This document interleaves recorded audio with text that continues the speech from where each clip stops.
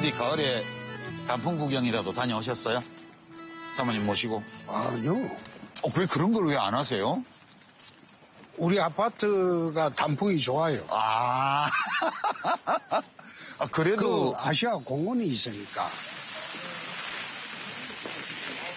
근데 8년이나 여의도에 안 계셨구나. 그러면 지사를 한 6년 하셨나요? 6년? 4년 4개월 했어요. 왜 중간에, 일찍 나오셨지, 참. 두 번째. 두 번째 할 때는. 대선 때문에. 예, 임기 안 마치고 나왔죠. 근데 국회의원 하는 거하고 지사하는 거하고 어느 게 더 재미있으셨어요? 지사하는 게 재밌어요. 그쵸. 그거는 자기 생각에 따라서. 의사결정권이 좀 있으니까. 그렇죠. 예. 국회는 어떻게 보면 원 오브 댐이죠. 원 오브 댐에 불과하죠. 근데 이제 도지사는 도청에서 올리원이니까. 그렇죠. 이제 의사결정이 최종 책임자니까.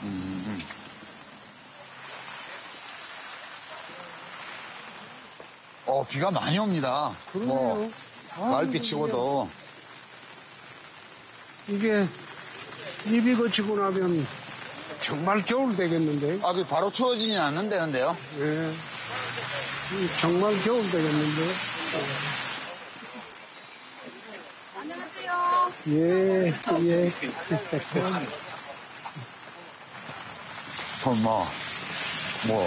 지역구는 왜 이럽니까? 당에서 온갖 소리 다 나오대요. 안 그런 거 신경 안 써. 신경 안 쓰면 어떻게 해요? 어디든 정해서 당에서 공천장을 받아야죠. 공천장에 목매원 일이 없습니다. 경선하고 하면 되는 거지 뭐. 저는 그 생각은 못했네요. 아유, 말라고 지금.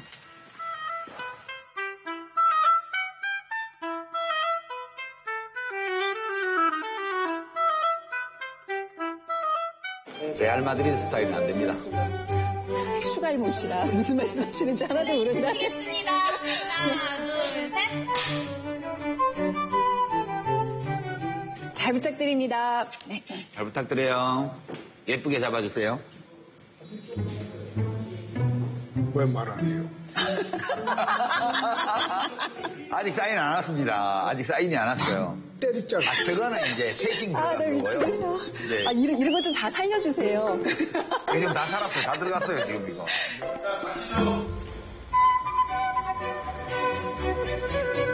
당신의 삶을 바꾸는 토크쇼 정치합시다. 오늘 첫 번째 시간입니다.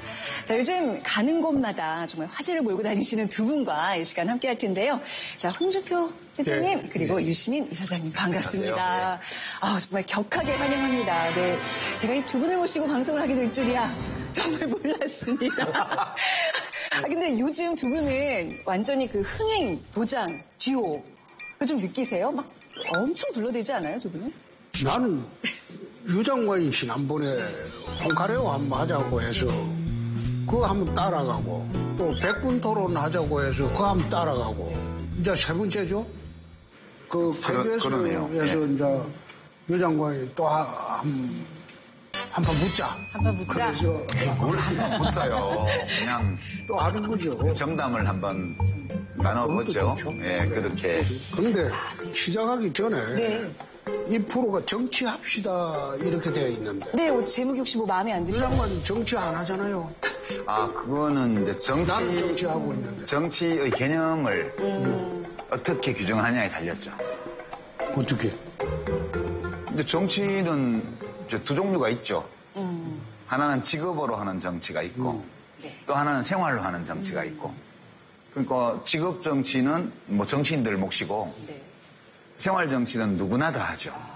저희가 오늘 그 정치에 대한 모든 것을 좀 담아서 네? 우리 국민 여러분께 쉽게 좀 설명해드리는 시간을 갖도록 하겠습니다. 시작부터 요설로 시작하네. 요설 또 나오나요? 저보고 툭하면 요설 한다고 그러시는데요. 사실 제가 인품이 좋아서 참고 있는 거지.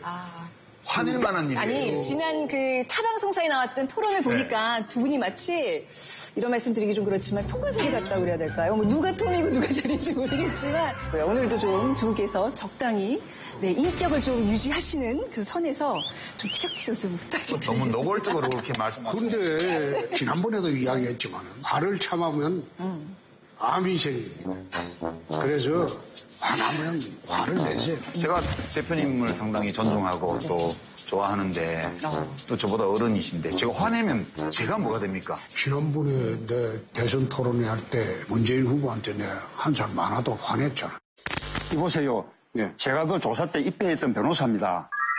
말씀을 왜 버릇없이 해요? 그렇게 터무니없는 이야기를 이보세요라니. 그러니까 떨어지신 거예요. 어떻게 시작부터 이렇게 두 분이 막 때문에 떨어졌을까요? 뒷세움을 싸움을 하고 계시는데 자 우선 저희 지금 예. 프로그램 제목이 정치합시다예요 대표님. 근데 뭐 아까 지금 제목 때문에 한 말씀 하셨는데 제목이 어떻게 잘 지어진 것 같습니까? 정치하면 좀 우리한테 주는 그런 부정적인 이미지가 좀 있어서 말이죠. 그렇죠. 특히 저한테는 좀 부담스러운데요. 네. 왜냐하면 저는 정치 안 합니다. 이렇게 계속 얘기를 해왔는데 정치합시다라는 프로그램에 나와서 이야기를 하니까 저 이상한 사람 아니야. 이런 오해를 받을 수 있죠. 근데 이제 정치라는 거는 뭐 어떻게 우리가 정치를 규정하느냐에 달렸는데 네. 이제 제가 생각하는 거는 국가 권력의 기능과 작동 방식에 영향을 미치려는 모든 개인적 집단적 활동 그걸 이제 정치라고 저는 생각하거든요. 네. 그러니까 이런 의미의 정치는 직업 정치인들은 국회에서 네. 하고 선거로 하지만 저처럼 뭐 이렇게 뭐 지식산업에 종사하거나 네. 혹은 다른 생업에 종사하시는 시민들도 네. 유권자로서 투표도 하고요. 네. 그다음에 주권자로서 여러 가지 방법으로 의견 표출도 하고요. 뭐 이렇게 하는 게 다 네. 여론의 영향을 받으니까 정부가 이런 것이 전부 다 생활인으로 살 수 있는 정치적인 행위고 네. 그리고 더 많은 시민들이 더 똑똑해지고 더 적극적으로 정치에 관심을 가지고 참여할수록 또 정치도 좋아지고 나라도 좋아지죠. 그런 의미에서 저는 정치합시다라는 제목을 이해를 했고요. 네. 대표님은 이제 다르겠죠. 현역 정치인으로서 어떻게 느끼시는지. 네. 원래 그 맹자가 정자, 정야라고 했죠. 천하를 바르게 만드는 것이 정치다. 그래 이야기를 했는데 제가 이 정치를 이제 검사를 하다가 정치를 했는데 검사를 할 때는 직업이 아주 단순했어요. 선악만 가리면 되니까. 아, 그쵸.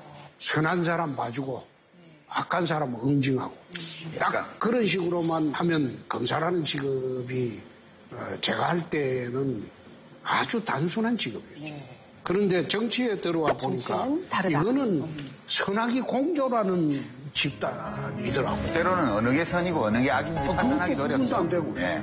그래서 처음에 제가 이 정치판에 들어와서 초선 재선할 때는 적응하기가 굉장히 힘들었어요. 저 아주 나쁜 놈인데 저는 내 편으로 들고 해야 되나? 네네. 지금은 어떠세요? 그 나쁜 그게 것도 이제 곁에 있을. 나중에는 나쁜 놈 3선이 있잖아요. 되면서 아니 유 장관은 나쁜 사람이라고 안 했지.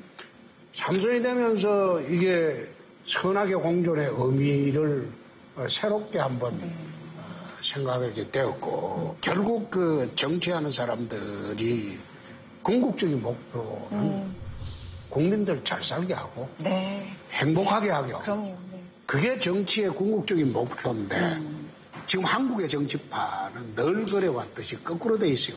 국민들이 정치판을 걱정하는 아, 그러게 말이에요. 그런 형국이 되어버렸으니까 네. 정치하는 저로서도 네. 상당히 이거 부끄럽게 돼버렸죠. 유 이사장님에게도 정치가 어떤 의미냐고 여쭤봤는데 사전에 이런 말씀하셨을 때 막스 베버를 인용해 주셨죠. 좀 직접 읽어주시죠. 예, 정치가는 스스로 정치적 포부나 신념에 입각해서 국민의 지지를 획득하고 그 신념의 구현을 위해 투쟁하며 그 결과에 대해서 국민에게 책임을 져야 한다. 네. 저게 소명으로서의 정치 또는 직업으로서의 정치라는 제목으로 네. 나온 강연집의 문구인데요. 네. 이제 저렇게 생각하게 된 거는 정치에 완전히 실패하고 나서예요. 제가 정치 국회의원일 때는 주로 저를 사로잡고 있었던 의식이 이 신념윤리였어요. 이게 옳아. 따라서 이걸 해야 돼. 국민들이 인정 안 해주면 계속 논쟁하고 네. 욕먹더라도 계속 부딪혀야 돼. 이런 생각을 가지고 정치를 했기 때문에 실패한 거죠. 근데 이제 실패하고 나니까 네. 직업 정치인은 그렇게 하는 게 아니고 내가 하는 말과 행동과 모든 결정이 초래할 가능성이 있는 예측 가능한 그 결과에 대해서 미리 책임의식을 가지고 했어야 되는구나. 그리고 내가 옳다고 생각하는 것 못지않게 네. 그보다 더 중요하게 시민들이 유권자들이 원하는 것을 이루어 주는 게 정치구나. 근데 정치 책임론을 말씀하셨는데 제가 이제 2011년도 12월 초에 당대표 된 지 5개월 만에 사퇴를 했어요. 그때 이제 디도스 파동이 있었거든요. 디도스 파동은 우리 당이나 나하고는 아무 상관이 없는 거예요. 중앙선거관리위원회 사이트를 예. 디도스 공격. 근데 그 우리 당 모의원 운전비서가 한 짓인데 근데 그것 때문에 우리가 뒤집어 쓰게 생겼어요. 그래서 내가 책임을 진다. 그리고 지난 지방선거 패배하고 책임진다. 그리고 내가 2번이나 사퇴를 했는데 나는 그 사퇴할 때마다 그 이야기를 그래 했습니다. 사법 책임은 행위 책임이다. 내가 한 행위만큼 책임을 지는 게 사법 책임이고 정치 책임이라는 것은 무과실 책임이다. 내 잘못이 없어도 결과가 잘못되면 책임을 지는 것이다. 내가 그런 이야기를 주로 해왔는데 요즘 정치파를 보면 책임지는 사람이 없어요. 네. 요즘은 책임지는 사람이 없어요. 뭔가 잘못되면 거기에 대해서 책임지는 사람이 나와야 되는데. 이제 내년 총선이 끝나고 나면 책임지는 사람이 어디든 그렇죠. 정치에는 나올 거 선거에서 아닙니까? 책임론이 예. 이제 나오는 어떤 거죠. 결과를 얻었을 때 우리 두 분은 그래도 이제 우리 사회에서 이제 좌우를 좀 대표하는 논객이면서 또 이제 뭐 한때 정치인이셨고 정치를 좀 대표하는 분들이신데 왜 요즘 이 말을 너무 쉽게 쓰잖아요. 너 좌파냐 우파냐 뭐. 근데 좌파 우파라는 표현이 이게 괜찮은 건가요? 근데 나는 그게 좌파우파라는 개념이 좌파를 보고 좌파라고 하면 그게 싫어하거든요. 네. 네? 우파라 그러면 좀 우파라고 괜찮으세요? 하면 난 꼴통아니다 그러면 또 싫어하는 사람이 있어요. 나는 그게 온당치 못하다고 생각하는 게 유시민 장관은 잘 알다시피 좌파우파 개념이 생긴 게 프랑스 혁명 때입니다. 네. 프랑스 혁명 이후에 의회를 기준으로 의회 그 의장석을 기준으로 좌측에 앉은 게 자코베 자코방 당이고 급진파 그렇죠. 급진파고 오른쪽에 한 게 기용덕. 예. 네. 그거 왕당파들 그게 말하면 보수들. 옹건 예. 보수파죠. 거기서부터 좌우가 이제 좌파우파가 시작이 돼가지고 결국 좌파의 근본적인 정치적 가치는 평등입니다. 네. 평등. 가장 최우선 가치가 우파의 평등인 가치는 자유입니다. 네. 그걸 갖다가 한쪽에서는 평등을 최우선 가치로 두고 물론 자유를 배제하는 거 아니죠. 또 우파는 자유를 최우선 가치로 두지만 평등을 배제하는 건 아니죠. 네. 그 차이에 불과해요. 근데 저는 이제 원론적으로는 옳은 말씀이신데 그게 국제적으로 통용되는 기준이죠. 그렇죠. 세계사적으로. 네. 근데 우리나라는 좀 달라요. 우리나라는 우파가 자유를 탄압했거든요. 오랜 세월 동안. 지금 우파를 자처하는 그 정치 세력이 과거에 네. 뭐 독재 권위주의를 했던 대통령들을 굉장히 떠받들고 있고요. 그리고 개인의 자유에 대해서 오히려 좌파들보다 훨씬 덜 존중하는 경향이 있어요. 그러니까 우리나라의 우파는 전통적인 의미에서 제대로 된 보수라기보다는 네. 굉장히 기형적이다. 어떻게 우파가 자유를 최고 가치로 여긴다고 스스로 주장하면서 역사적으로 보면 계속 자유를 탄압해왔던 그 세력 아니냐. 그리고 지금까지도 그랬다는 사실을 잘 인정 안 하고요. 그게 이제 우리 우파의 문제죠. 제가 보기에는. 물론 박정희 대통령 같은 경우에 쿠데타로 집권을 해서나 대통령 선거로 당선됐죠. 그렇죠? 그래 돼가지고 이제 삼성계원 좀 무리하게 하고 무신독재하고 그 과정에서 독재를 하기는 했으나 결국은 5천년 가난해서 이 민족을 해방을 시켰다. 그런 점에서는 또 인정을 해야 되는 부분이 있습니다. 아니, 저도 뭐 그런 주장을 할 수 있다고 봐요. 네. 이제 제가 전적으로 동의하는 건 아니지만 그런 논리로 공과가 다 있으니까 공과를 함께 보자 이렇게 말하는 것은 가능하다고 봐요. 보는데 문제는 이제 잘 살게 해준다 혹은 뭐 공산주의의 위협에서 나라를 지킨다 그런 명분으로 정말 혹독하게 개인의 자유를 탄압을 했고요.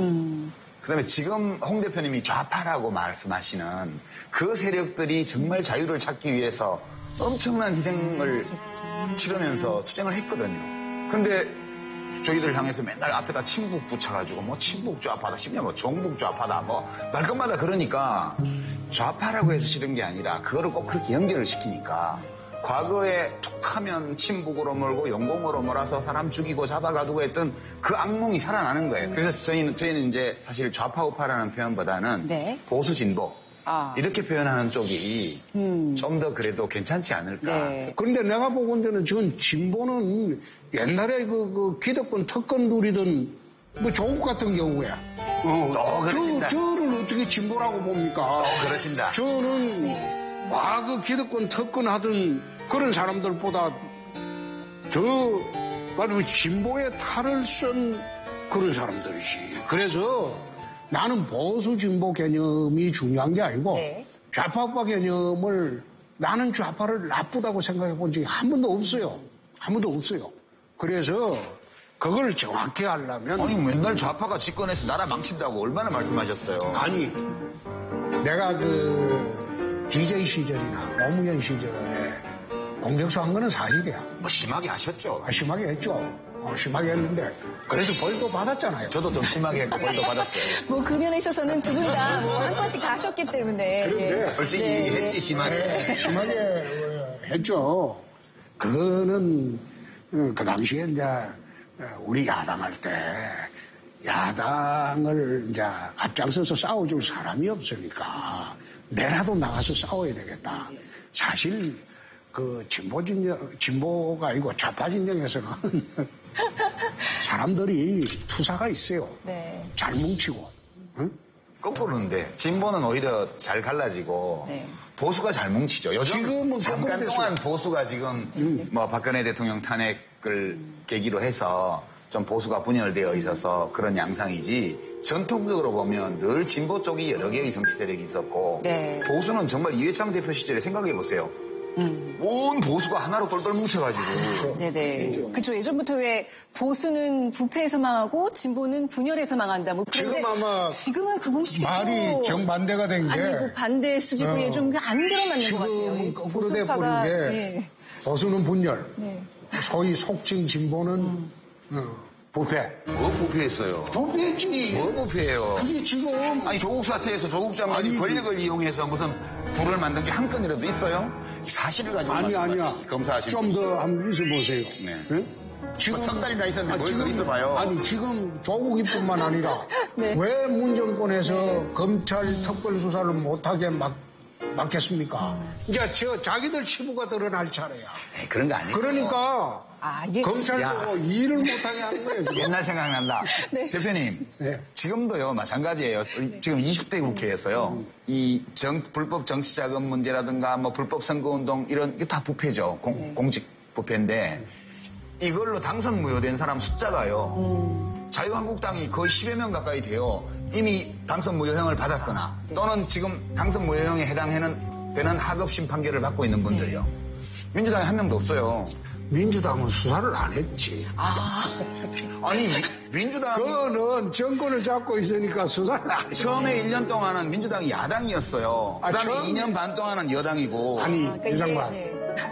문정권 들어오고 난 뒤에 민주당 수사를 안 했지.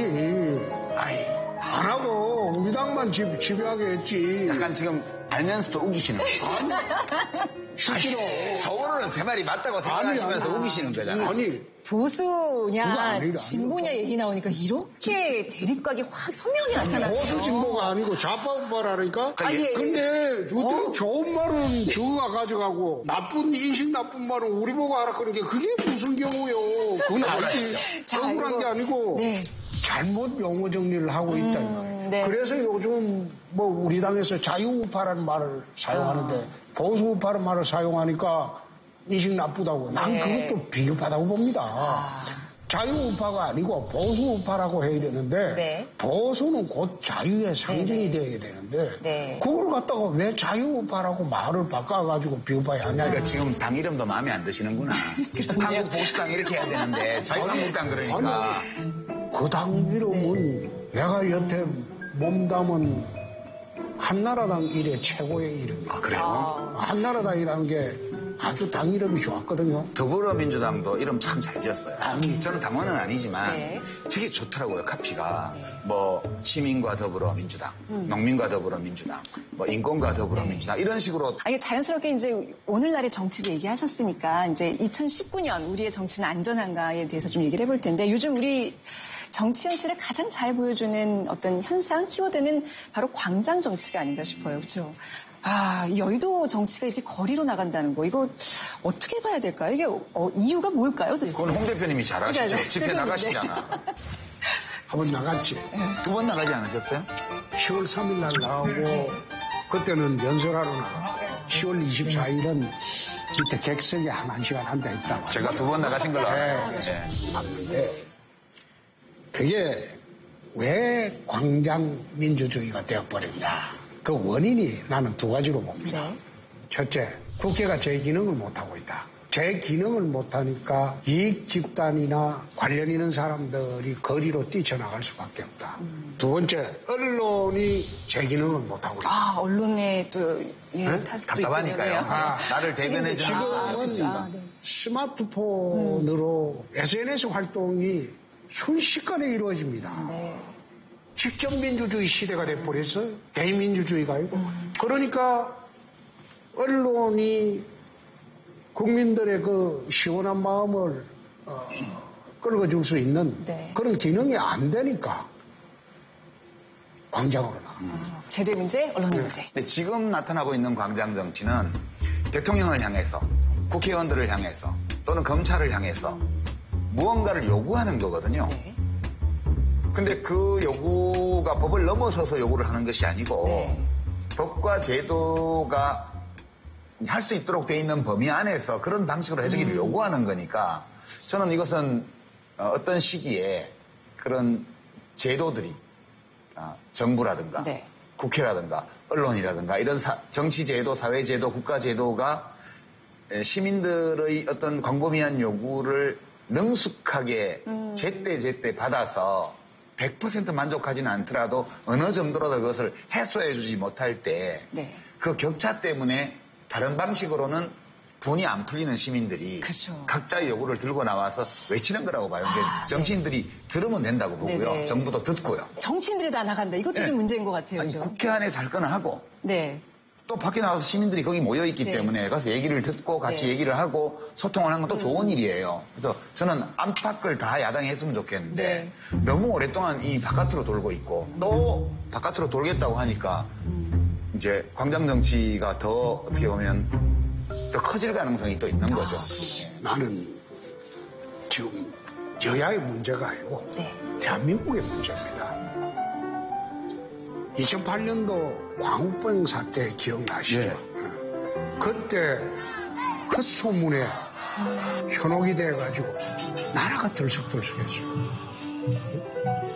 그 모 방송국 비리수첩에서 광우병 이상한 거 하나 나오는 바람에 내 자식 광우병 걸리기 싫다고 유모차 들고 나오기도 했어요. 불안했어요. 그러니까 광장의 대중들은 적극적이고 선동에 쉽게 넘어간다. 그래서 그때 소위 광장 민주주의가 폭발을 한번 하고 그 다음 폭발한 게 2017년도에 탄핵. 박근혜 탄핵이야. 물론 탄핵은 국회에서 결정을 하지만 광화문의 촛불 시위가 국회의원들을 얼마나 압박했습니까? 그렇죠. 국회의원들이 겁이 나가지고 탄핵에 참여하고, 자기 소신하고 좀 배치돼도 탄핵에 참여하고, 또 헌법재판소도 8대0으로 판결을 할 때는 헌법재판소 정거당할 위기에 있으니까 겁이 나서 헌재 재판관들이 그런 식으로 판결하고. 약간 위험한 말. 아니요, 안 위험해. 그거는 자르지 마. 편집하지 마. 이거 장 대표님을 위해서는 이 헌법재판관들을 비난하는 듯한 이런 말씀은 그거는 직업정치 하시는 분들도 아니요. 위험하세요. 제가 대표님 위해서 아니요, 하는 말씀. 유장관. 이거는 대선 때 관훈 토론에 나가서 똑같은 이야기를 했어요. 그래서 떨어지셨잖아요. 아니, 난 대선 떨어진 거는 내가 떨어진 게 아니라 박근혜 탄핵 때문에 떨어진 거지, 뭘. 그때는 문재인 대선이었는데. 그래서 이번에 이제 최근에 이제 그 유 장관 이야기하는 광화문 집회.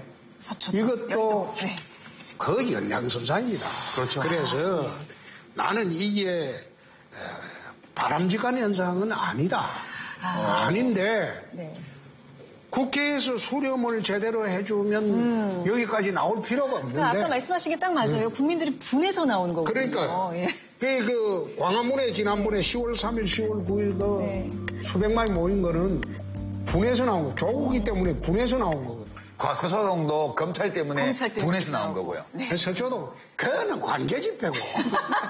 대표님. 그거는 관제 집회고. 그건 이제 그렇게 근거 없이 말씀하시면 안 되고요. 2008년도에 광화문 촛불도 집권 세력이 한 게 아니죠. 그렇죠. 그 다음에 2017년도 박근혜 탄핵 이것도 집권 세력이 한 게 아니죠. 2019년도 문재인 광화문 우리는 촛불이라고 안 하고 횃불 집회라고 합니다. 촛불보다 더 큰. 그러면 이 횃불 집회도 집권 세력이 아니죠. 예. 소위 광장에 나가서 하소연하는 것은 권력을 갖지 못한 야권에서 하는 겁니다. 여권도 해요. 아니, 그래서 서초동에 하는 여권 집회는 모든 걸 가진 사람들이 하는 집회는 그거는 관제 집회라고요. 관제 집회. 근데 대표님 잘 보세요. 가만히 보시면 여론하고 이제 정부나 권력기관의 행동이 차이가 크게 날 때 광장 정치가 생겨요. 그러니까 그 광우병 집회 때도 미국산 소고기 수입 반대 30개월 넘는 거, 원령 30개월 넘는 거 반대 여론이 압도적으로 높았어요. 근데 대통령이 아무 상의 없이 예고 없이 그걸 전격적으로 해버렸기 때문에 그 여론과 대통령의 행위가 충돌을 일으킨 거거든요. 그다음에 노무현 대통령 탄핵 반대 집회도 마찬가지로 대통령 지지도는 낮았는데 국회가 탄핵하는 건 또 반대가 70%였어요. 근데 그걸 탄핵을 해버렸기 때문에 그 여론과 그 당시 야당의 그 국회에서의 행동, 그것이 충돌을 일으킨 거고요. 탄핵 집회도 마찬가지인데 박근혜 대통령 이때 탄핵 찬성 여론이 70에서 80%였어요. 그 당시 새누리당이 다수파를 차지하고 있던 탄핵 저지선을 갖고 있던 그 국회가 안 움직이니까 그 여론하고 사이의 격차 때문에 생긴 거고요. 지금 이제 조국 수호 검찰 개혁이 서초동 집회는 왜 생겼냐 하면 여론은 비슷했어요. 조국 사퇴하라가 조금 더 우세하긴 했지만 조국 그냥 가야 된다도 꽤 만만치 않게 여론이 있었어요. 근데 모든 언론 보도는 99% 다 조국이 죽일 놈처럼 나왔어요. 그러니까 그 언론 보도나 검찰의 죽일 놈이 맞지. 이게 뭐가 맞아요. 죽일 놈이 맞지. 그러니까 예로부터 우리는 뭔가 이렇게 위에서 사고 치면 백성들이 막 수습하는 그런 어떤 전통이랄까 이런 게 그럼요. 있잖아요. 의병부터 시작해서. 있잖아요. 근데 뭐 제도나 어떻게 보면 통치 시스템이 잘만 돼 있다면 이제 우리 국민들은 광장으로 나올 일이 없어요. 그러니까 정말 제발 이 추위에 광장에 나오지 않게 좀 잘 부탁드립니다. 네. 넌 제가 부탁드려요. 네, 부탁드립니다. 네, 네. 요새 힘이 없어요. 나는 힘이 없어요. 네. 앞으로 이제 힘을 갖게 되시고. 일개 당원에 불과하기 때문에. 저는 당원도 아니에요. 아유, 네. 자, 그럼 두 번째 또 주제로 넘어가 볼 텐데요. 갈등을 이렇게 조정하고 해결하는 게 정치라면 요즘 우리의 정치는 그 역할을 제대로 못하고 있다고 봐야 되겠죠. 우리 시민들은 이 정치에 대해서 어떤 불만을 갖고 있고 또 함께 어떤 기대가 있는지 저희가 좀 직접 들어봤는데요. 한번 인터뷰 화면 보시죠.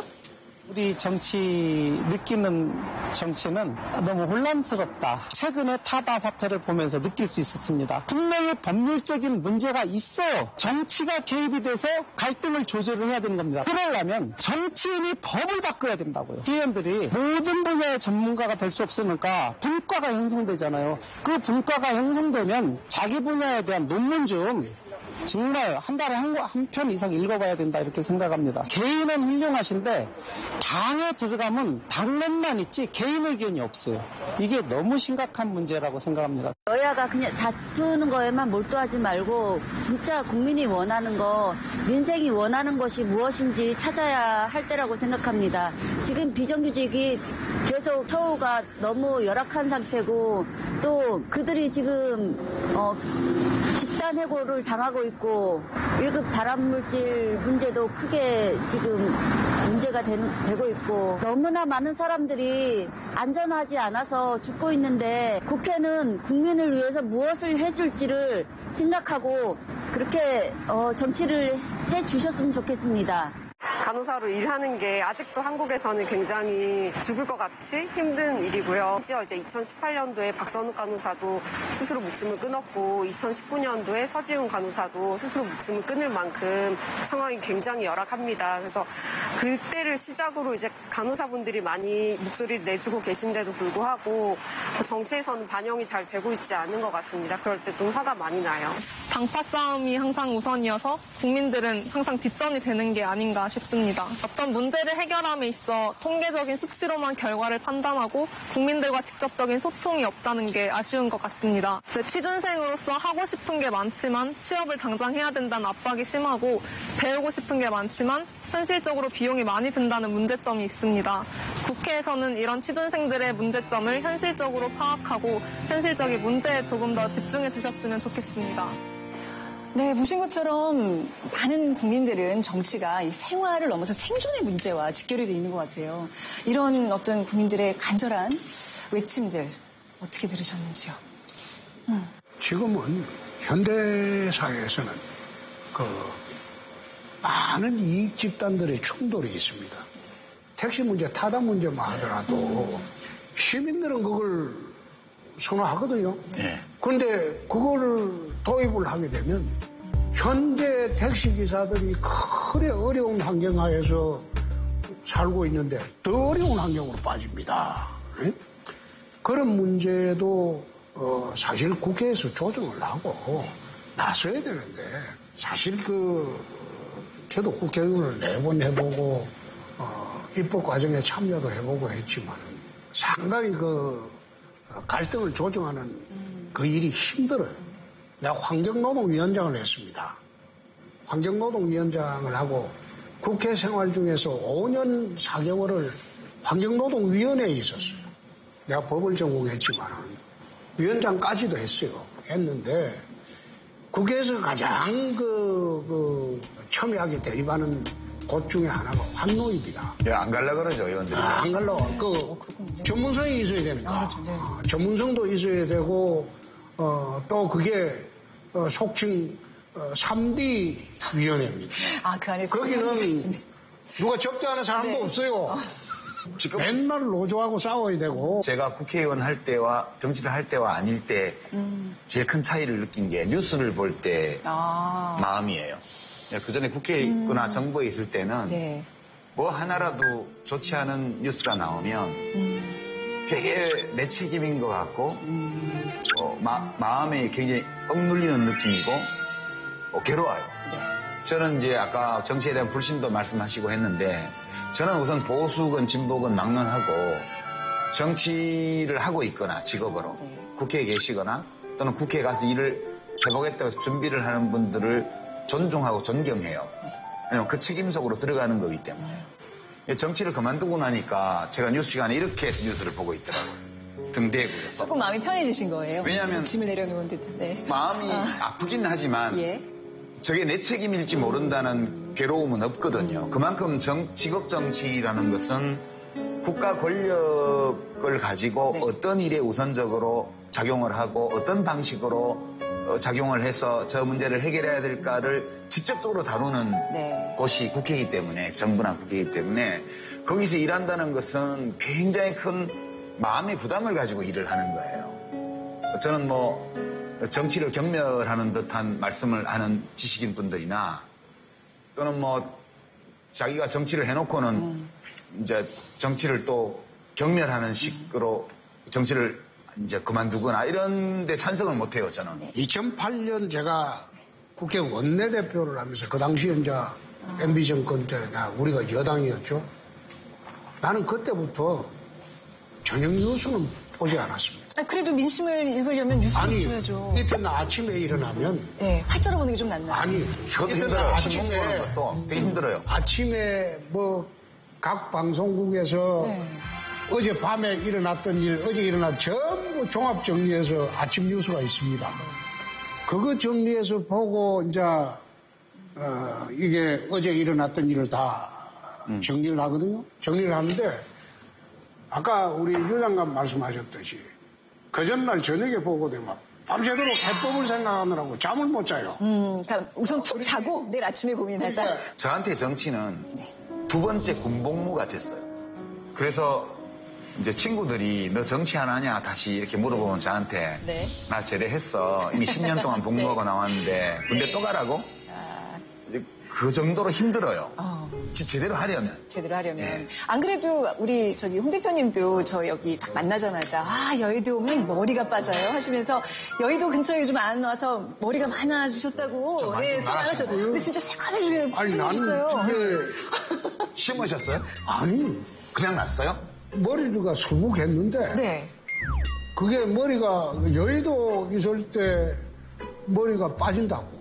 그죠. 그 빠져가지고 아이고, 지금은 스트레스인데, 네.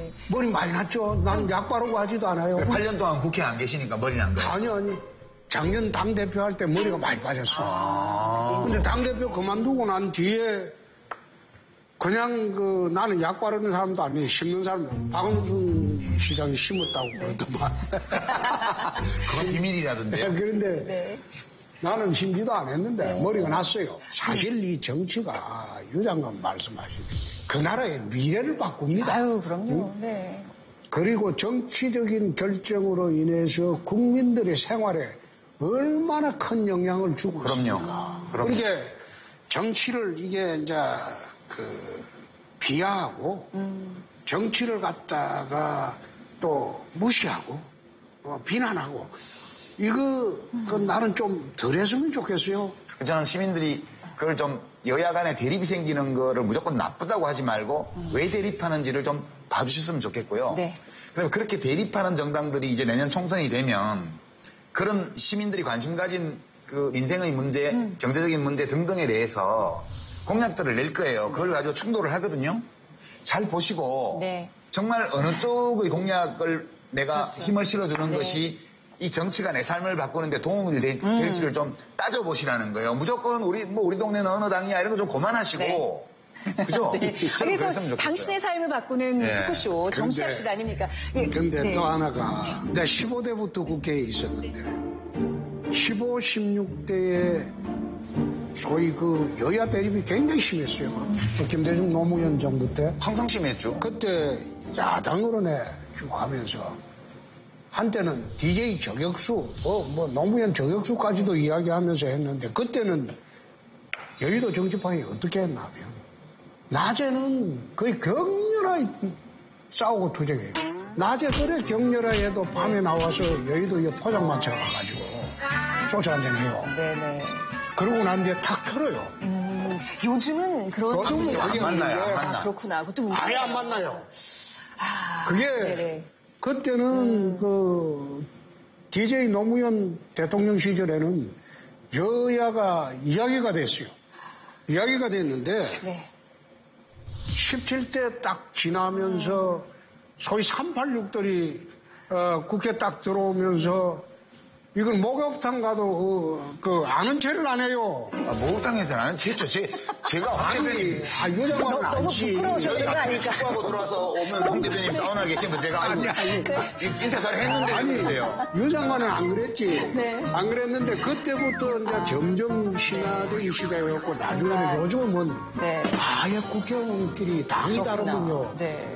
술자리 갔거나 서로 말하거나 그것도 아니에요. 서로 인사도 안 해요. 그죠. 사실 그 정도로 지금 술 한잔하면서 하는 정치가 여의도가 굉장히 중요한 것들이에요. 여의도가 네. 험악해졌어요. 아, 네. 사회 구성원들의 갈등이 이렇게 깊어질수록 국정을 책임지는 대통령의 리더십 그리고 또 위기 관리 능력 얘기를 많이 하는데요. KBS가 대통령 임기 반환점을 계기로 최근에 여론조사를 실시했습니다. 결과를 보면 대통령 국정 지지도가 49.7%로 나타났습니다. 그리고 여야의 평가도 굉장히 엇갈렸는데요. 여당은 전에 없던 변화를 이끌어냈다고 긍정적으로 평가한 반면에 야당은 절반의 성공이다. 경제, 외교, 안보 모두 실패한 무능, 무책임, 무대책의 산무정부다라는 낙제점을 줬습니다. 자, 반환점을 찍은 대통령의 국정 운영 어떻게 평가하시는지요? 이거 굉장히 질문을 드리면서도 거기서부터 칭찬이. 아니 홍 대표님이 대선 경 라이벌이었으니까 한번 그 입장에서 한번 객관적으로 한번 말씀해 주시죠. 우선 국민들이 초기에는 기대를 참 많이 했는데 거리에 실업은 넘쳐나고 지금 경제는 폭망했습니다. 또 외교 같은 경우에는 지금 왕따가 되어 있습니다. 안보 문제만 하더라도 나는 이게 나라를 지키는 군대인지 북에 아부하는 군대인지 내가 이해가 안 될 정도로 나라가 지금 무너져 내리고 있습니다. 그래 이런 판에 나는 저게 49.7 나 여론조사 저걸 안 믿는 게 왜 안 믿냐. 한국의 여론조사는요 저거 보면 저거 아마 50% 이상이 대선 때 문재인 대통령을 찍었던 사람들이죠. 그때 워낙 찍었던 사람들이 많아서 그래요. 41%가 찍었거든요. 아니 41%가 찍었는데 여론조사에 응한 사람들이 50% 이상이 문재인 대통령을 찍었던 사람들일 거예요. 그래서 모든 여론조사의 로데이터를 한번 보세요. 로데이터를 보면 대선 때 문재인 대통령을 찍었던 분들은 적극적인 응답을 합니다. 그리고 야당을 이래 분산해서 찍었던 사람들은 샘플링을 적게 합니다. 3분의 1도 안 되게. 그래, 사실 그래 해가지고. 여론조사에 문제가 있다. 여론조사 나는 저거 49.7 저거는 지금 제대로 하면 네. 한 25% 되지 않느냐. 전부 다 오차범위 안에 있어요. 잘함과 못함이 거의 모든 여론조사가 다 오차범위 안에 있습니다. 그 얘기는 국민들 중에 절반 정도는 그래도 잘하는 것 같다는 대답이지 지지한다가 아니에요. 다른 거예요. 문재인 대통령을 지지하는 사람 중에도 정치적으로 잘 못하고 있으라고 답하기도 하거든요. 그래서 저거는 국정수행 지지도예요. 대통령이 잘하고 있냐 못하고 있냐. 그래서 대통령을 지지하면서도 못한다고 대답하기도 하고 지지 안 하면서 잘하는 것 같다고 얘기할 수도 있어요. 이제 그런 건데 한 반 정도는 만족하는 편, 반 정도는 불만족하는 편. 지금 그렇게 저는 판단합니다. 지금 집권 절반이 지나갔는데. 이제 홍 대표님이 세 가지 말씀을 해주셨는데 외교가 왕따다. 근데 대통령 국정수행을 지지하는 이유 중에서 제일 크게 나오는 게 외교를 잘한다예요. 다 똑같은 얘기예요, 이게. 그러네요. 지금 외교와 관련돼서가 21.9%가 나왔네요. 저기 압도적으로 지금 많이 나오고 있거든요. 그 다음에 복지정책도 잘한다잖아요. 근데 이제 못한다도 보면 똑같아요, 거의. 못한다를 보면 남북관계 외교정책 저런 거. 그러게, 외교정책이 3위에 있고요. 그리고 일자리 마련은 이거는 이제 객관적이죠. 잘한 분야에서도 적게 나오고 못한 분야는 많이 나오죠. 저 얘기는 이 양쪽을 비교를 해보면 문재인 정부는 대체로 외교, 국방, 안보, 남북관계 이런 쪽에서는 성과가 있었어요. 아직 결실은 못 맺었지만 저소득 고령화, 그다음에 이 비정규직 대책, 그다음에 일자리 문제 이런 데서는 좀 성과가 있었지만 미흡해요, 아직까지. 이유는 찾는 거고 일단 지지해, 안 해. 혹은 잘하고 있어 못하고 있어 판단해놓고 그럼 이유는 찾는 거예요. 네. 확실히 이게 반반이라서 그런지 이 얘기 들으면 얘기가 맞는 것 같고 저희가 네, 정치가 원래 그런 저도 거예요. 지금 중간에서 아니, 살아보면서도 어느 분의 얘기가 옳은 건지 내가 네. 문재인 정권이 잘하는 게 딱 한 가지 있다고 이야기를 쭉 해왔습니다. 그것도 진지하게 하신 건 아니죠? 진지하게. 어떠한 걸 꼽으실지 너무 기대가 되는데요. 쇼. 진지 안 하시다니까. 내가 보니까 내가 정치판에 24년 동안 네. 정권을 수없이 겪었는데 문재인 정권만큼 쇼 잘하는 정권이 없더라고. 그러니까 이것도 똑같은 거예요. 그것을 이제 마음이 담기지 않은 행사로 보면 행동으로 보면 쇼가 되고요. 네. 이제 저것이 연기냐 아니면 마음에서 나온 행위냐를 보는 것도 미우면 연기로 보여요. 근데 내가 저 사람에 대해서 호감을 갖고 있으면 근데 5.18 행사장에서 뭐 5.18 희생자 따님을 안아준 네. 거라든가 이런 것들이 쇼냐 아니면 현장에서 생긴 상황이냐에 대해서 네. 그러니까 제가 들은 바로는 현장에서 생긴 상황인데 쇼로 보고 싶은 분들은 쇼라고 그러는 거예요 그냥. 거기에 동조하는 사람 상당히 많을 겁니다. 이 방송 나가면. 홍 대표님을 좋아하는 분들은 되게 동조하겠죠. 아니요. 그렇지만 제일 좋아하는 싫어하는 분들은 사람도 이 말에는 동의를 많이 할 겁니다. 정치에서는 정치도 일종의 쇼 비즈니스이면 있기 마련이야 대중 정치는 잘 해야죠 뭐든지. 아니, 내가 이야기하는 쇼 비즈니스는 그런 뜻이 아니고 사실상 정책은 잘못하면서 모든 것을 쇼로 커버를 하고 있다. 저는 정책 잘하고 있다고 봐요. 쇼는 안 하고 있고요. 아니 저희가 이 프로그램이 기획된 거는 이제 총선을 앞두고 한번 정치에 대해서 얘기를 해보자 그런 취지였잖아요. 그래서 사실 2020년 내년도에 그 총선이 갖는 의미를 좀 짚어봐야 될 것 같습니다. 여기 뭐 지금 계속 뭐 여론조사들이 많이 나오는 거 보니까 뭐 바야흐로 정치의 계절이 돌아온 건 분명해 보입니다. 아 이번 선거 2020년 내년에 치러질 선거 여러분은 어떻게 생각하시는지 사실 많은 사람들이 지금 거기에 주목을 하고 있잖아요. 모든 지금 정치판이 또 언론이. 어떨까요, 대표님? 어떤 의미를 갖는지 먼저. 문재인 정권이 총선 대책으로 중점적으로 하고 있는 게 두 가지 방향이죠. 하나는 쇼. 첫째, 네네. 이제 네. 국회에 연동형 비례대표제를 어떤 식으로든 통과시키려고 할 겁니다. 그걸 통과시켜야지 좌파 연대가 민심과 다르게 승리하는 구도를 짤 수가 있기 때문입니다. 그래서 연동형 비례대표제라는 이 제도는 다단계로 가는 그런 준비 단계입니다. 그래서 이게 이제 민주당으로서는 최대 과제가 되겠죠. 자기들 의석수가 좀 줄어들더라도 같은 좌파 연대 정당들이 다 약진을 할 수 있는 그런 구도가 되기 때문에 이걸 우선 첫째 무기로 하고 두 번째가 퍼주기 복지를 지금 계속하려고 할 겁니다. 올해 예산이 500조가 넘었죠. 퍼주기 복지로 소위 서민들 표 끌고 모아고 그 다음에 연동형 비례대표제로 야권을 분열시키고 또 야권 같은 경우에는 지금 통합을 논의하는데 일단 그거까지 말씀하시죠. 아니 조금만 더 티키타카 좀 하시죠. 가면서 내부 드리블 너무 오래 하시면 괜찮아요. 실적이 나와도 괜찮아요. 연동형 비례대표제가 되면 야권이 통합이 되질 않습니다. 야권이 통합이 안 되는 게 통합이 안 돼도 의석수를 채울 수가 있고 또 자기가 2등을 하더라도 국회에 들어올 수가 있습니다. 그렇기 때문에 굳이 야권 통합을 안 하고 군소정당으로 같이 끼어가지고 여의도만 목표로 하면 됩니다. 일반적으로 정치권에서 선거 전략을 짤 때 이 세 가지를 보는데 첫 번째는 구도, 두 번째는 이슈, 세 번째는 인물이에요. 네. 그래서 이 세 가지에서 우위를 차지하는 세력이 선거를 이기게 되는데 우선 구도는 지금 현 야권이 좀 불리한 것 같아요. 우선 여러 개의 당이 있죠. 이 진보 쪽은 이렇게 자유주의 진보 쪽은 원래 민주당, 옛날 민주노동당, 지금 정의당 원래부터 있었어요. 근데 보수는 오랜 기간 동안 하나로 묶여 있다가 지금 여러 개로 쪼개져 있죠. 이제 그 2개 내지 3개로 2개 반 정도로 쪼개져 있는 것 같아요. 뭐 우리 공화당을 반으로 치면. 그러니까 2.5당 체제가 돼 있는 거죠. 그리고 이쪽은 원래부터 1-1로 1-0.5 정도로 있던 거니까 원래 있던 거고. 네. 그래서 구도상 지금 정계 개편이 없이 선거를 치르게 되면 야권이 불리하고 여권이 유리해요. 그럼 이슈.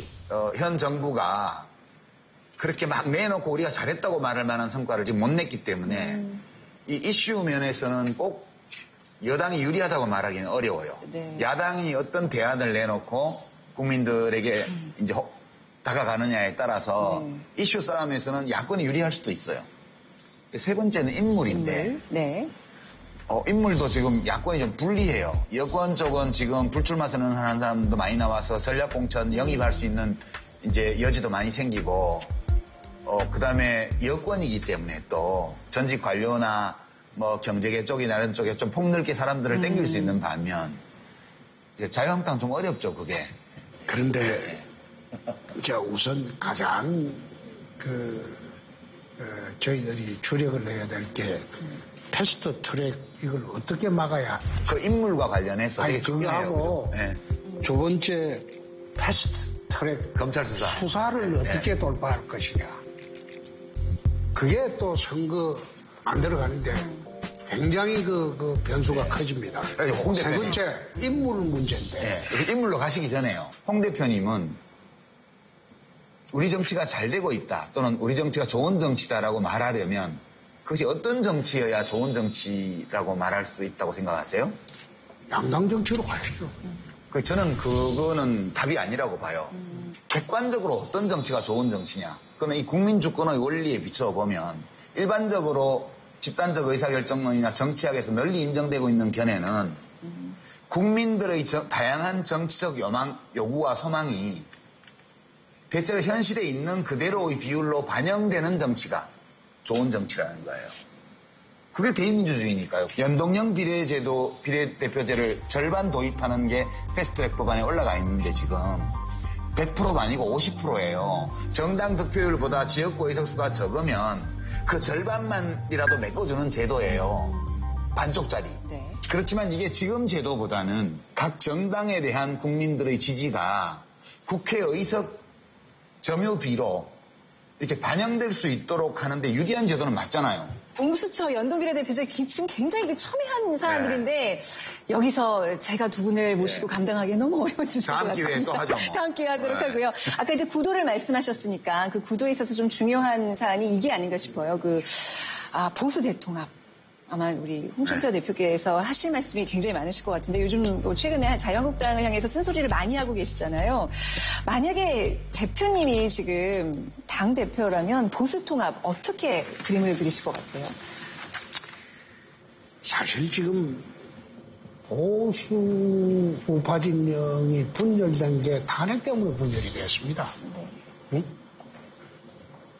보수 우파 진영에서 탄핵에 책임 없이 잘 서는 사람은 저밖에 없습니다. 경남도에 계셔가지고. 그때 이제 도지사시는. 예, 국회에 안 계셔가지고. 네. 정치를 그때 안 했으니까. 그리고 전화 오면 절대 탄핵을 반대를 했어요. 그러셨어요. 탄핵을 해서 안 된다. 중립적인 총리 세워놓고 임기까지 지켜줘라. 대통령은 국정에서 손 떼고 헌정 중단이 돼서는 안 된다. 국회의원들은 다 이야기를 그랬어요. 그런데 보수 우파 진영이 분열된 게 이 탄핵입니다. 그러면 제가 본 데는 내 100분 토론에도 조금 이 말을 했는데 탄핵을 찬성한 사람이나 반대한 사람이나 그게 하등에 다를 바가 없어요. 찬성해서 배신했다? 반대해서 그럼 자기가 온몸을 던져 막았어야지. 막지 못한 사람이나 찬성한 사람이나 비겁하기는 똑같다 이 말이야. 그런데 그런 사람들끼리 손가락질 하면서 서로 당 따로 차려가지고 탄핵을 인정해라 인정하지 않는다 그렇게 해서 통합이 되느냐 이 너무 과거가 이제 보수의 발목을 잡고 있다 이 말씀이신데 이게 사실은 되게 중요한 지점인데요. 제가 구도를 아까 이제 네. 그냥 야권이 2.5당 체제 이렇게 말씀을 드렸는데 사실은 이게 탄핵 때의 구도가 그냥 계속 가고 있는 거예요, 지금. 그렇네요. 지금 3년 동안 그대로 가고 예, 있어요. 탄핵 당시의 형성되어 있던 정치 지형이 일부 이제 이제 자유한국당 지지율이 그 당시 더 많이 떨어졌을 10%대까지 떨어졌을 때에 비하면 4%. 약간 복구가 되긴 했지만 기본적으로 탄핵 때의 정치 구도가 지금 조기 대선과 지방선거를 거쳐서 지금 그대로 가고 있는 거예요. 거기다가 야권이 분열된 가운데 자유한국당의 이제 패권은 친박이 쥐고 있단 말이에요. 친박이.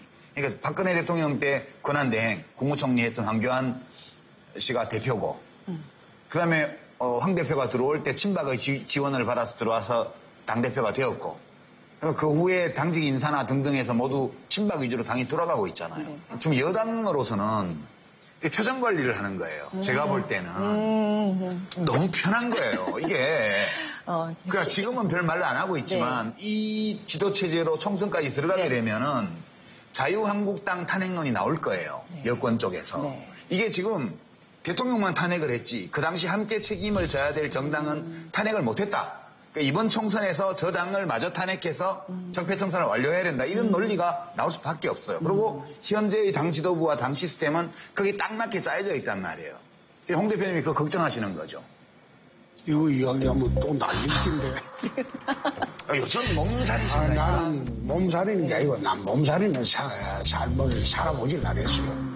살이시잖아요. 그런데 살이는 게 아니고 이게 공식 석상에서 말씀하시기 좀 곤란하시다. 그게 진짜 걱정이다. 네. 1988년 13대 총선부터 2016년 20대 총선까지 총 8번의 총선이 치러졌는데요.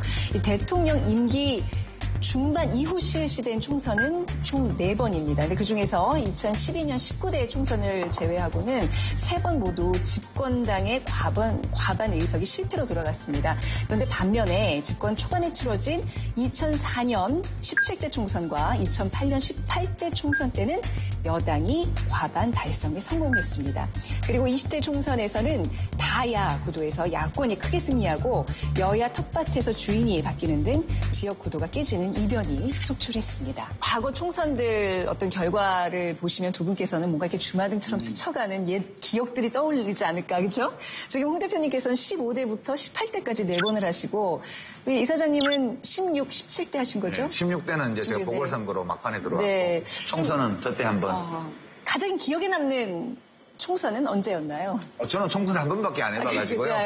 당연히 이제 17대 노무현 대통령 그때 야당이 탄핵만 안 했으면 여당이 선거에서 졌어요. 근데 그때 대통령 지지도가 아주 낮다는 그것만 믿고 탄핵을 했다가 대통령이 잘못하고 있다는 것과 잘못한다고 해서 뭐 특별한 이유도 없이 대통령을 쫓아내는 건 전혀 다른 건데 그때 야권에서 그 판단을 잘 못했던 거죠. 그래서 그때 오버하는 바람에 저렇게 152석 열린우리당 과반 의석 저렇게 됐던 거고요. 저건 아주 예외적인 선거였어요. 나머지는 다 보면 여당이 이긴 때도 있었고 졌을 때도 있었고 그래서 이번 선거도 확실하게 말하기는 어려워요. 지금.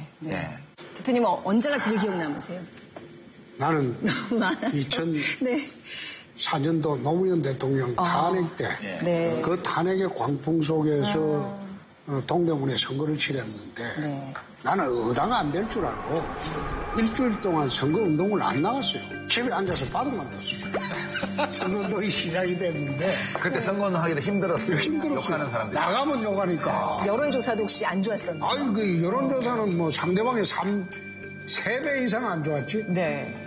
그럼 그 더블도 아니고 3배 이상 줬죠? 그냥 바둑이나 두는 게 낫겠다. 그래서 집에서 바둑이나 두고 그게 이제 탄핵으로 인해서 전멸할 위기에 가니까 보수 결집을 한 거죠 또. 아니 살려줄 사람은 살려주자. 그래가지고 그때 살았던 사람이 저하고 돌아가신 정동영하고 그다음에 이재호 장관 강북에서 3 사람만 살았어.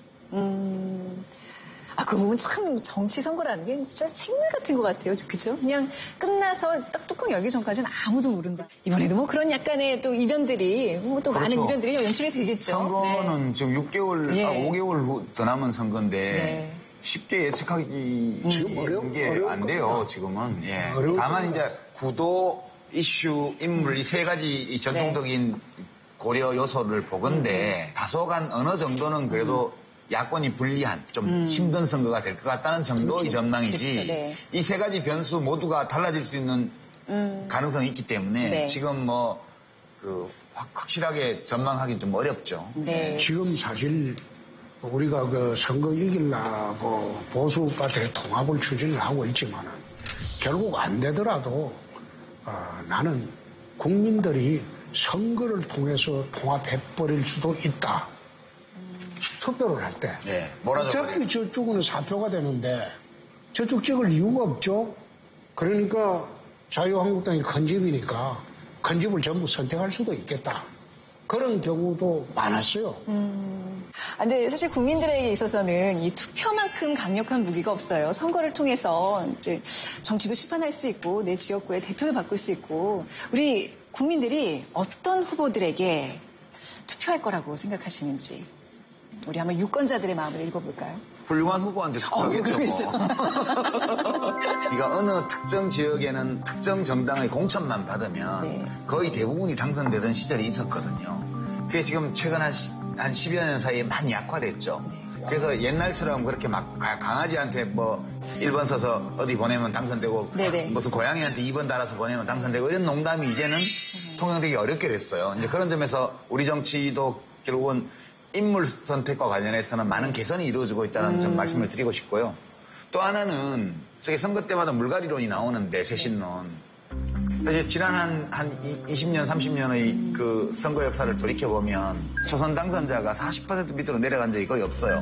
지금 보시는 거 같이 그렇네요. 그러니까 많을 때 이제 저 17대 때가 많았던 거는 소위 탄핵 때 탄돌이 주로 이제 열린우리당의 정치 신인들이 대거 당선됐기 때문에 이렇게 높았던 거고요. 탄돌이라 그래요? 네, 탄돌이라고 했어요. 그래서 나머지는 대부분 40에서 50% 사이인데 굉장히 많이 물갈이가 된 거예요. 지금 선거할 때마다. 왜 익세냐면 정치 혐오, 정치인에 대한 불신중이 높기 때문에 누군가 분풀이 일을 하고 싶고 정당들이 그렇게 응징하고 싶어하는 시민들의 심리에 다가서기 위해서 소위 물갈이를 하는 그런 이벤트들을 많이 했거든요. 최근에 당에 이제 선소를 좀 하면서 누가 나가라 이런 소리 해갖고는 그 물갈이가 안 된다. 전부 뭐라 그냐? 네가 가라 하와이 간다. 그러니까 그래 하지 말고 재심사위원회를 만들어라. 정당 사상 처음으로 다른 정당에는 또 다른 방식으로 하지 않습니까? 하위 20% 탈락해도. 지금 더불어민주당은 그 불출마 선언을 이미 한 현역 의원들을 제외한 나머지 의원들을 분모로 해서 그 비율이 20%가 되도록 해서 여러 평가 지표를 해서 20%는 경선에도 참여 못하게 배제하는 거죠. 그러니까 민주당처럼 우리 당도 재심사위원회 만들어가지고 쳐내야 돼요. 쳐내고 물갈이를 해야지. 그렇지 않고 스스로 내 17대 공심위 할 때는 만났어요. 그런데 지금 황 대표가 만나본들 아무도 안 나가겠다 소리 안 할 겁니다. 아니 우리 대표님도 페이스북에서 보니까 SNS를 통해서 말씀하셨던 게 난 내 갈 길 가겠다. 선언을 하셨더라고요. 내가 그 앉아서 이 당에서 24년 이점에서 얼마나 그 공헌을 냈노. 내만큼 공헌한 사람 어디 있어요. 그러니까 마지막 출마할 때는 내가 결정해야지. 그 얘기 이제 오해를 일으키는데요. 내가 결정해야 된다는 거. 당대표 대통령 후보 지냈으면 뭐 다야? 자기 마음대로 어디 나가서 공천 자기가 주나? 이렇게 반응하는데 그 뜻이 아니 그 뜻이 아니고 그 뜻이 당은 어디 선거 나가라 이런 소리 해서는 안 되고 그러니까 나는 평당원으로서 그러니까 경선에 나가시겠다. 앉아서 경선하라면 경선하고 다른 사람하고 똑같은 조건으로 공천 신청하고 그래 하는 거죠. 그러니까 어느 지역구에 공천 신청할 때는 내가 선택한다. 그럼 그 뜻이에요? 내가 선택하는 거죠. 이런 프로그램 자주 나오셔서 이렇게 약간 오해 사는 부분들에 대해서 이렇게 자꾸 그러니까요. 얘기를 하셔야 돼요. 깜짝 놀랐어요. 저는 그걸 보고요. 네. 정치합시다. 이제 두 분 모시고 좋은 얘기 많이 지금 듣고 있는데 이제 마무리 말씀을 들어야 될 차례인데요. 사실 저희가 원래 계획은 밖에서 이 국회가 돔이 보이는 저 경치 앞에서 하기로 했는데 비가 오는 바람에 이제 여기 들어온 거잖아요. 근데 지금 때마침 비가 그쳤어요. 이 마무리 말씀은 우리 밖에 나가서 두 분의 이야기를 듣도록 하겠습니다. 그럼요. 저희 이렇게 자유롭게 진행을 합니다. 나가시죠. 네.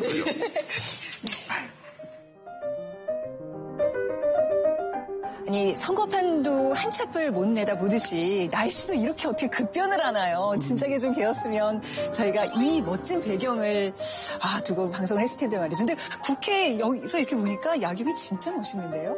근데 국민들은 저 집 별로 안 좋아하시나요? 저 뚜껑이 열리면 로봇가 나온다고. 로봇 태권브이가 나오고 뭐. 근데 진짜 이렇게 뒤에 있는 국회 보시니까 좀 떠나오신 지 되셨잖아요. 어떤 느낌이 드세요? 8년 됐죠? 8년 됐는데 정치가 좀 변했으면 했는데 지금은 더 경직이 됐어요. 또 이사장님도 비슷한 생각이세요? 저요? 네. 저 국회를 보시면서. 네. 예전에 제가 저기 일할 때랑 요즘이랑 크게 다르지 않은 것 같아요. 큰 틀에서 보면 비슷한 것 같아요. 자, 저기 이제 계셔야 될 분들이 이제 정치를 하는 거잖아요. 좋은 정치란 저는 개인적으로 사람들이 행복해질 수 있는 것, 또 전 즐거워야 된다고 생각하거든요. 오늘 두 분 이렇게 모시고 대화 나누는 것처럼 재밌고 즐거워야 된다. 혹시 두 분께서는 좋은 정치란 무엇인지 좀 이 토크 마무리 말씀으로 부탁드리겠습니다. 저는 정치가 당을 만들어서 서로 경쟁하는 거기 때문에 싸움을 하는 거는 불가피하다고 봐요. 자연스럽다고. 근데 뭘로 싸우냐? 그럴 때 우리 함께 살아가고 있는 시민들 중에 여러 가지 삶의 어려움에 부딪힌 분들이 그 문제를 좀 잘 딛고 넘어갈 수 있게끔 돕는 그런 이슈를 가지고 이제 더 좋은 정책과 제도를 만들기 위한 싸움? 이런 거를 하면 되게 좋지 않을까 그런 생각이 들어요. 처음 시작할 때 좋은 정치라는 것은 국민들을 편안하게 해주고 잘 살게 해주는 거라고 했습니다.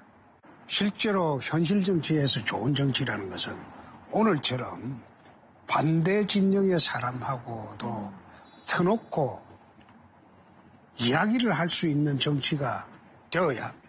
저는 오늘 홍 대표님이 말씀해 주신 것 중에 예전 정치인들은 여야 상관없이 이제 뭐 이 안에서는 대립각을 세워도 나가서는 포차에서 한잔하면서 허심탄회하게 얘기를 나눴다. 저는 그런 어떤 정치, 좀 따뜻한 그런 정치가 굉장히 그리워지거든요. 그래서 저의 제안인데 혹시 우리 두 분 모시고 요 앞에 포장마차 가서 한잔 하면서 조금 더, 좀 더 자유스럽게. 이거는 방송에 안 나가는 거죠, 이제. 포장가 그거. 나가요. 왜 안 나가요? 방송에 안 나가면 왜 찍어요? 카메라는 같이 갈게요. 어떤 내용이 나오냐에 따라서 방송이 되냐 안 되냐. 근데 이제 포차는 분위기 약간 달라서 제가 짓궂게 대표님 좀 골려 먹을지도 몰라요. 저는 좋습니다. 기분의 첫사랑 얘기를 들어야지. 자, 그러면 지금부터 우리 두 분 모시고 포차로 이동해서 이야기를 이어나가도록 할까요? 네, 가시죠. 네. 가시죠.